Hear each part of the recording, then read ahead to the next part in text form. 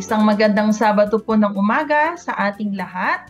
Welcome po sa 1143 DZMR Missions Radio at kayo po ay nakikinig sa ating programa, Usapang Pangkalusugan. Isang health program po na ating pakikinggan sa loob ng 30 minutes upang pag-usapan natin ng mga bagay para sa ikabubuti ng ating katawan. Muli, I'm your program host, Dr. Jennifer Gadiwansi, na bumabati sa ating lahat ng isang malusog na umaga at ilang tulog na lang ay Pasko na.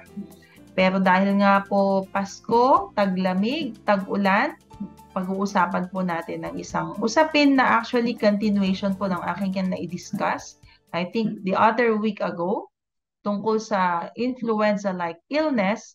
But for today, pag-uusapan po natin particularly yung sakit na pneumonia o pulmonya po sa Tagalog. Okay, so kung sa mga nanonood po sa ating social media, kung kayo po ay nanonood, makikita nyo po mayroon po tayo ditong picture ng baga ng isang tao. So alam na natin, ang pag-uusapan po natin ay may kaalaman tungkol sa sakit sa baga, particularly ang pulmonya at kung ano ang mga sanhi nito, paano natin maiiwasan at paano ang gamutan. Okay? So, ito po isang balita na kamakailan lang. Actually, it's always on headline na mataas ang mga klase ng mga respiratory illness, hindi lang po sa ating bansa. Okay? So, sa China nga po ay again, for those watching on Facebook or YouTube, nasa hagdanan na ang mga pasyente na nagpapaswero. Okay? Dito po sa ating bansa ay tumaas na din po. In some other hospitals, we've been experiencing stop admission dahil napuno na even the wards ng ating mga cases of sick patient. Even the emergency room ay napupuno na naman. At alam nga po natin na ang ating Pangulo ay nagbigay agad ng announcement sa mga hospitals all over the Philippines to be more ready, to get ready again for the rise of COVID cases and even other influenza-like illness. At dito nga po sa ating bansa ay yung Mycoplasma pneumonia na tinatawag nating walking pneumonia. Okay? So yun po yung mga nasa headline ngayon. Okay? But the good thing about this, doon sa mga na-diagnose po ay all of them have recovered for this infection called walking pneumonia. So this is new to some of us, na lalo na hindi na sa medical line. Pero hindi po to katulad ng COVID na bagong sakit. Walking pneumonia or atypical pneumonia has been with us for a long time. Ayan. So, matagal na rin pong mga sakit na ito even before the COVID pandemic. So, Mycoplasma pneumonia or the walking pneumonia is not a rare disease but a common infection, especially for the very young and the very old. So, pwede pong tamaan ang mga batang-bata at yung mga nakatatanda. Okay, so again, ang ating mga Department of Health and even sa mga Transportation Secretary, pinapaalahanan na naman po tayo na at least maging maingat, still to wear protection like face mask, no? So hindi na bago sa atin to, and practice good hygiene. Ayan, hugas ng kamay, alcohol, no? Hindi man talaga totally social distancing, pero at least limit too much exposure, lalo na ngayon kaliwat kanan ang mga handaan sa ating paligid. Okay, so let's talk about pneumonia. Okay, so yung iba tinatawag natin pulmonya sa Tagalog, or in the old days we call it bronchopneumonia. But now we just call it simply pneumonia. So ano bang nangyari sa isang taong may pneumonia? So ang pneumonia in particular ay pamamaga, no, ng baga. Okay, so there's an inflammation at nagkakaroon ng sequestration or naiipon yung mga fluids sa baga. Okay? So, kaya nahihirapang huminga. At ang dahilan kadalasan ay bakterya, virus or fungal infection. Ayan. So, because of those fluids that are trapped in the lungs, presentation niya pwedeng mahirapang huminga, nilalagnat, no? At pag umubo, syempre may mga plema or kumisan nga may dugo. Okay, so sa mga nakaraang taon, COVID-19, flu, and other pneumococcal diseases are the most common cause of pneumonia. At iba-iba nga ang level ng kanyang pagka-severe, pwedeng mild, moderate, or talagang severe. Okay, so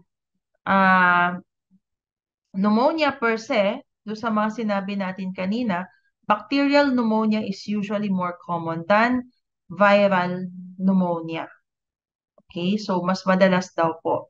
Okay, so pwedeng isang baga lang ang tamaan or mas madalas pwedeng pareho. Parehong baga ang matamaan dahil magkapit-bahay lang naman yan sa isang katawan ng tao. So nasabi natin kanina, mas madalas bacterial over viral. So ano ba yung pagkakaiba?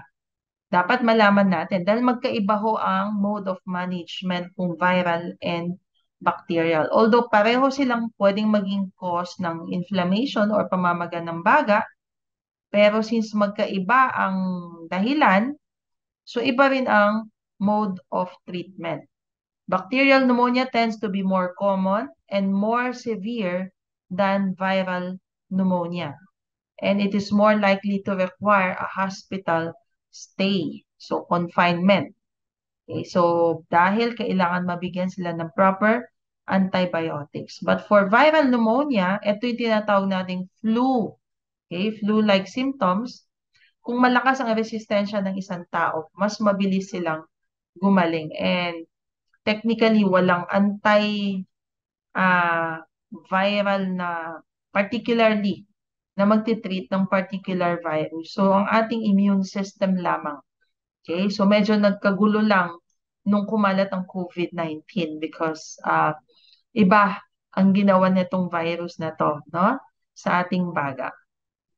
So, kinakategorize po ang pneumonia in many different ways, not just sa cause, pero pwede din itong tinatawag nating community-acquired pneumonia. Ibig sabihin, nakuha mo sa paligid mo. Ayan, yan yung pinaka-common. Okay, meron din tayong tinatawag na hospital-acquired. So, ibig sabihin, nung naka-confine, dahil sa tagal ng confinement, nakuha na niya yung mikrobyo sa loob ng hospital. Lalo na doon sa mga naka-ICU na tinatawag natin ay ventilator-associated pneumonia.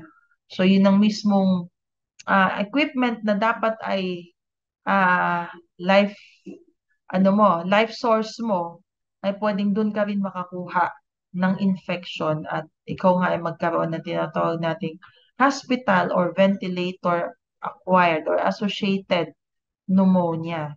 Dahil, syempre, pwedeng tubuan ng mga mikrobyo. Yan. So, most common community-acquired pneumonia ay yung tinatawag nating streptococcal pneumonia or the pneumococcal pneumonia. Ay madalas ito din ang dahilan ng mga ear infections, sinusitis, and even meningitis. So, yan yung pwedeng panggalingan ng community-acquired. Other cause could be mycoplasma o yung atypical pneumonia. At sa mga kabataan, yung Haemophilus influenza, may mga bakuna tayo dyan. Viruses, syempre, COVID-19 kasama doon. At ang mga sikat na mga virus na ganitong panahon, influenza, na pag-usapan po natin yan lang nakaraan, and yung RSV or the respiratory syncytial viruses. Yan. Sa mga mahihinang katawan, mabilis din silang tamaan ng tinatawag nating fungal pneumonia. Dahil sa kababaan ng kanilang immune system, etong mga fungi na technically ay nasa katawan naman natin. Normally speaking, nasa katawan natin. But because they have a very low immune system, pwedeng maging cause of infection and even disease itong mga fungi na nasa katawan ng isang taong immunocompromised or mahina ang kanyang resistensya. So, mga fungal pneumonia. And very rarely yung mga protozoans. Ayan. So, Bihira na yan. So yan po yung mga tinatawag nating iba't ibang classification of pneumonia. Now, there's this special classification na mas common sa mga babies or sabihin nating mga bedridden din. Yung tinatawag nating aspiration pneumonia na kung saan sila ay no-overfeed. Okay? Lalo naman sa mga babies newborn na bottle-fed, hindi nagbe-breastfeeding. Ito yung tinatawag nating aspiration pneumonia na kung saan yung gatas because of overfeeding ay kumbaga bumabalik, nagkakaroon ng reflux at since magkatabi yung digestive tube which is the esophagus with the trachea or the windpipe magkatabi yan, yung overflow ng gatas ay pwedeng pumasok sa windpipe papunta sa baga. So pwedeng malunod ang baby. Yan yung tinatawag nating aspiration pneumonia. Or for the adults, no? Yung nasamid, pero matinding pagkasamid yon, lalo na sa mga bedridden. So, yan po yung other classification. So, paano daw natin ma-differentiate kung ang isang tao ay may pulmonya na siya kumpara sa isang taong meron lang naman simpleng sipon or mga flu.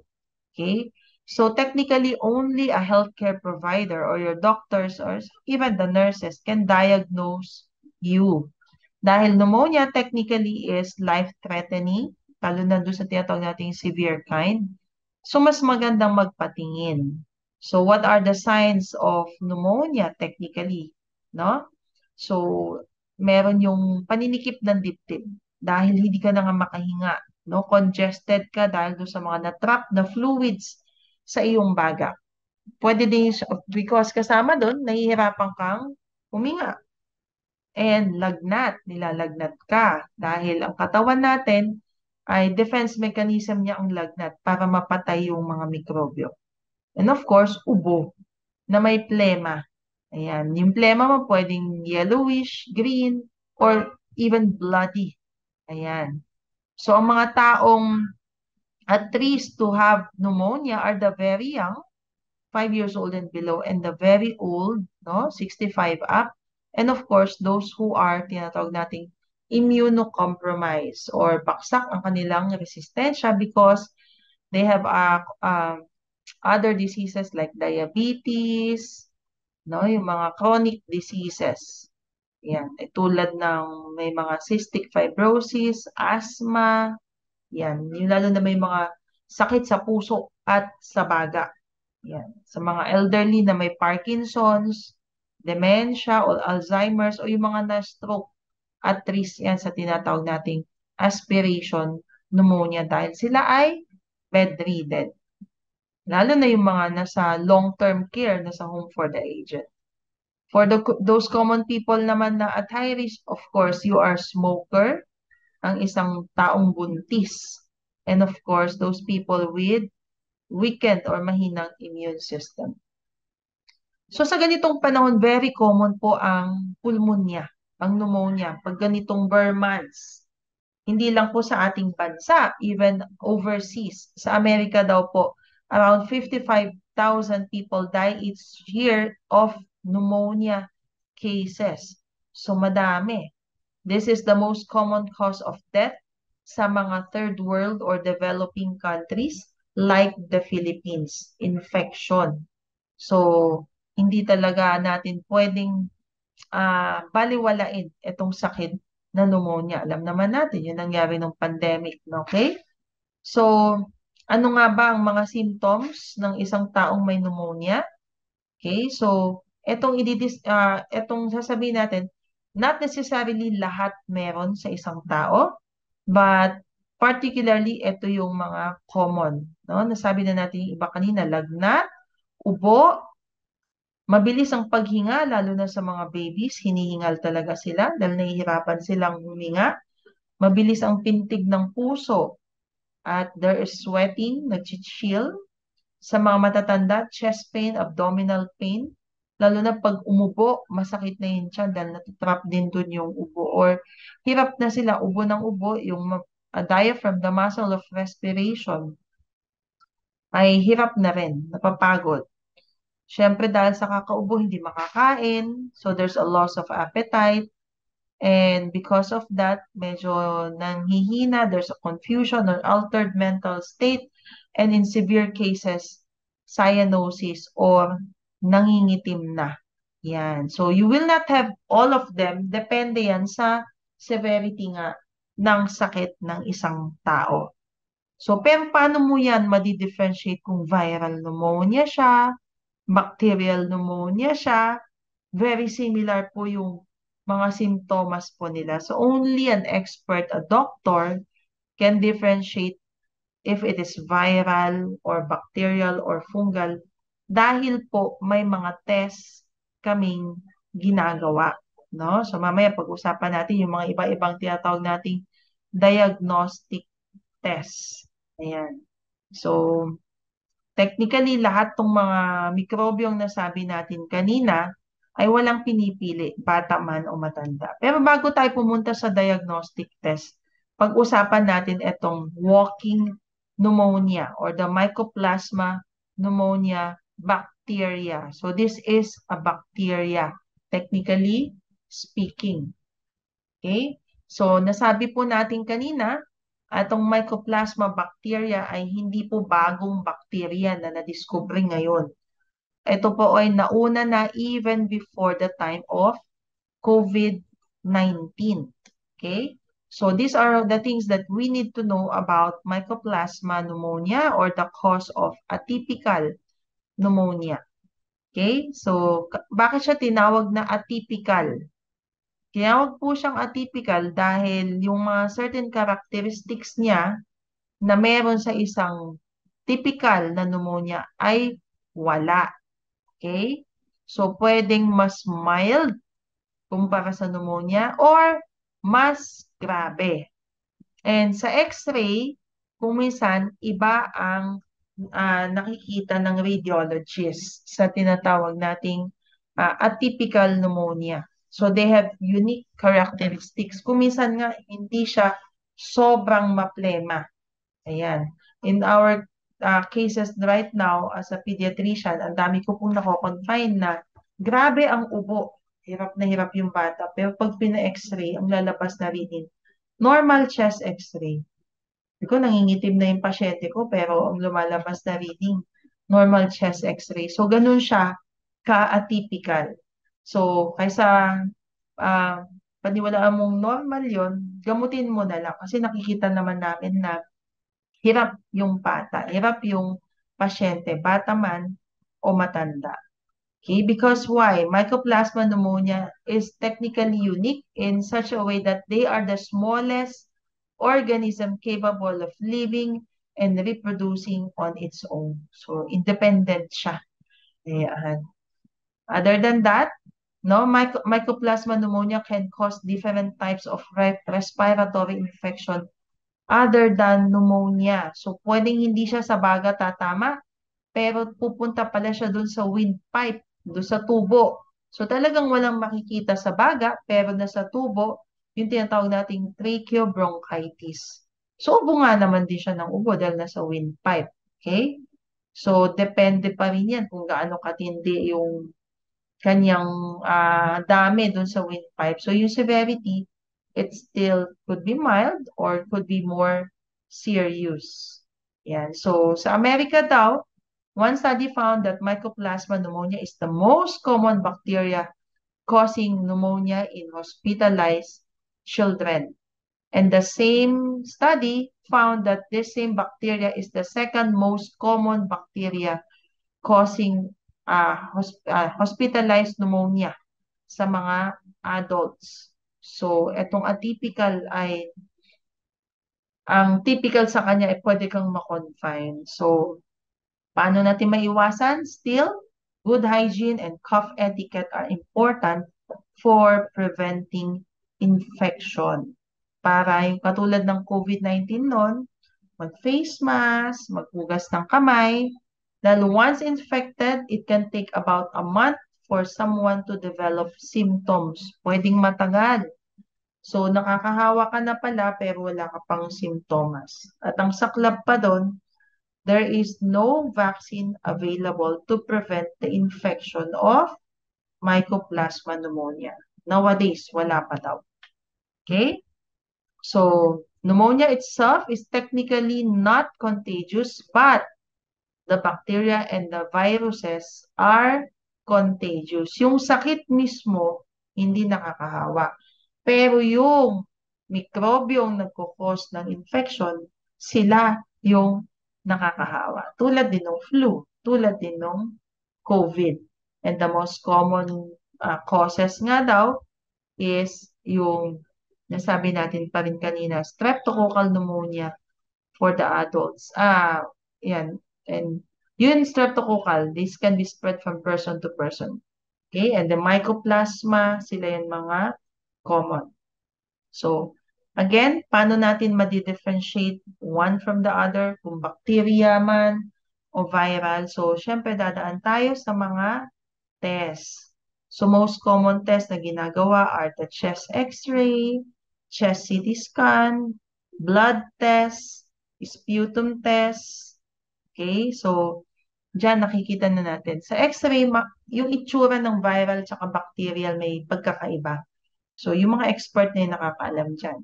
Sa blood test, minsan lumalabas doon kung yung may mga certain parameters din na tinitignan. Kung meron kang idea na viral ba yan o bacterial. But mostly, para ma-identify is culture and sensitivity para ma-identify na talaga, no? O yung ngayon may mga certain test like mga swab test na tulad ng COVID-19 na identify kung anong particular organism yung nagkukos nung sakit. For the severity naman of the illness, other tests to do kung matindi yung pneumonia mo ay yung mga pulse oximetry, kung bumabaksa na yung oxygen level mo, tulad ng arterial blood gas, it's the same thing, no? And even bronchoscopy. So, how is pneumonia being treated? And how are we to prevent this pneumonia? Iba-iba. Dahil iba-iba rin nga naman yung sanhi. So, kung bacteria, antibiotics. Kung mild, iinom ka lang. Kung severe, syempre makonfine ka, idadaan sa suwero. Pwedeng ma-ICU ka pa. Kung fungal pneumonia, ayan, kuminsan, lalo na sa mga bedridden, sabay-sabay na yan. May antibiotics na, may antifungal pa. Dahil talagang sobrang baksak na ngayon resistensya ng katawan ng isang tao. Siyempre, nung panahon ng pandemic, no, viral cause ang pneumonia, of course, ayan na yung mga remdesivir nung mga panahon na yon. So, mga antiviral drugs ang naglabasan. Ngayon, para naman for the supportive treatment, of course, binibigyan ng oxygen, dahil hindi kumakain, sila ay nakaswero, at kuminsan, mas madalas, dun na dinadaan yung mga gamot sa swero. Ayan. So, yun yung mga severe cases. Now, in some cases na hindi severe at malakas ang katawan, pneumonia can go away on its own, especially for those mild viral pneumonia or the influenza-like illness. Okay, so yan yung sa mga home management na lang. Okay, yan yung mga nauso nung pandemic, di ba? Home management. Ano yung mga home management na ibinibigay? Pain reliever, fever reducer, cough suppressant para hindi naman tahol ng tahol, no? Humidifier, nebulization, and of course, plenty of fluids. At kung ikaw ay nakakagalaw-galaw, breathing exercises. Yan, mas maganda. Yan, lalo na ng pandemic, di ba? Tinuturuan yung mga tao yung mga breathing exercises na pinapalo-palo pa. Ayan. So, yung paggaling ng isang tao, syempre, depende yan sa kanyang edad. Depende din yan sa lakas ng resistensya niya. Pwedeng bata ka nga, pero immunocompromised ka. Eh, baka ma-ICU ka pa. Or pwedeng ikaw ay 80 anyos, pero very healthy ang iyong lifestyle, wala kang comorbidities. Pwedeng hindi ka rin ma-confine. Ayan. So, it depends on the status of a person's health. And it also depends on the kind of cause that a person will get na sa kanyang pneumonia. At kung ikaw naman daw po ay pagaling na at ang tumama sa iyo ay mga viral or bacterial pneumonia, tulad po nung panahon ng pandemic, ay kailangan ka munang mag-isolate or quarantine para hindi ka makapanghawa. At syempre, para makapag-recover. Yan. So, paano natin may iwasan? Ayan, nowadays, kaliwat kanan ng party, pero much as we want to go sa mga bawat party invitation, medyo bawas-bawasan din daw natin ang ating exposure. Yan. And of course, adequate nutrition is a must. Immunization, may mga infection na pwede nating maiwasan tulad ng streptococcal or the pneumococcal pneumonia. May bakuna po dyan. Ask your doctor about it. For the flu vaccine, you can ask your doctor about it. Sa mga babies, meron po tayo sa mga barangay health center, pabigyan po natin. Avoid exposure to those people who smokes at sa mga taong naninigarilyo, parang awan nyo na ho, itigil na natin. Even the vaping, dahil wala pong mabuting maibibigay yan. And of course, improve natin ang ating living condition. Avoid pollutants, no? Yung mga nagsusunog ng basura, no? Maglinis sa ating paligid para po mas maganda ang hangin na hinihinga ng bawat isa sa atin. Ayan. At pag tayo ay nakapag-recover na, ayan, so make sure that we eat healthy, live healthy to avoid stress. Ating katawan dahil stress ang number 1 na nagkukos ng pagbaba ng ating immune system. Okay? Para maiwasan ng mga iba't ibang komplikasyon. Ayan. So, yun po ang ating paksa sa araw na to tungkol po sa pneumonia. Sa ating pagtatapos, no, with so many causes and varying symptoms, pneumonia can feel very confusing. It can be worrying to wonder if your symptoms mean something more serious is going on. Lalo na ngayon, nababalitaan natin. Kaya mga iba, may sipon lang ng umaga, nasa clinic na. So, a high fever, bloody or unusually colored na plema, chest pain, and shortness of breath, yan yung mga dapat hindi nating ipagpaliban at huwag nating pabayaan. Don't hesitate to get to your doctor to seek help and treatment. So, sa ating pong pagtatapos, sa itong dadating na Kapaskuhan, alam naman po natin na we want to be with people that we love. But if partly, mag-ingat-ingat din po tayo. And with all the partings na ating pinupuntahan, no, piliin din po natin ating mga inihahanda at ipinapakain. No? Mas maganda po healthy tayo na magtatapos ang taon at healthy nating sasalubungin ang bagong taon. So muli, dito po nagtatapos ang ating programa sa araw na to. Ako po muli si Dr. Jennifer Gatiwansi, your doctor on air, your program host. Abangan niyo po muli ako sa Sabado, susunod na Sabado, para po muli sa ating programang Usapang Pangkalusugan. Ating tandaan, ang ating kalusugan ay kayamanang di mapapantayan. Happy weekend po sa ating lahat. God bless us all.